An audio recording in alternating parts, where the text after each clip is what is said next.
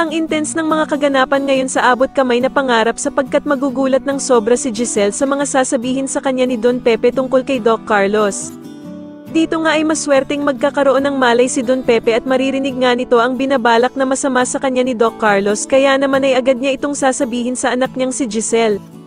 Samantala ay makakahanap nga ang mga pulis ng mga ebidensya sa ginawang hideout nila Moira, at dito nga ay sasabihin nila kila Doc Robert at Giselle na malaking ebidensya daw ang medical equipments na ito, dahil sa mga fingerprints na nakalagay dito.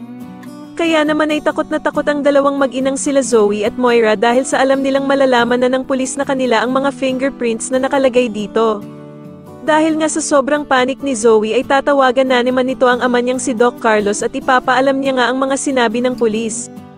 Papakalmahin naman siya ni Doc Carlos at sasabihan niya si Zoe na wag na siyang magpanik at siya na nga daw ang bahala dito.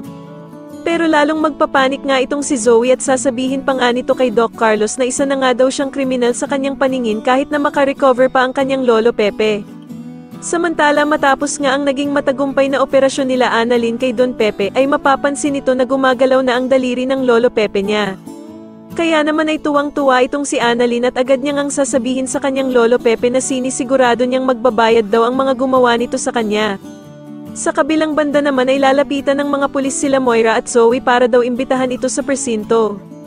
Agad namang mag-iskandalo itong si Moira at magsisisigaw ito na kung ikukulong ba daw siya ng mga pulis. Samantala ay pupuntahan naman ni Doc Carlos itong si Don Pepe at sasabihan niya nga ito na sana daw ay hindi niya nalaman ang mga sikreto nilang mag-ama na si Zoe. Sa tingin niyo ano kaya ang nasa isip ni Doc Carlos na gawin kay Don Pepe at magtagumpay kaya siya sa pinaplano niyang ito? Mas lalo na nga talagang nagiging exciting ang mga susunod na kaganapan, kaya naman ay mas lalo pa nating abangan ang mas lalong gumigandang abot kamay na pangarap. Maraming salamat po sa inyong panonood at sana po ay masubscribe niyo ako. Maraming salamat po.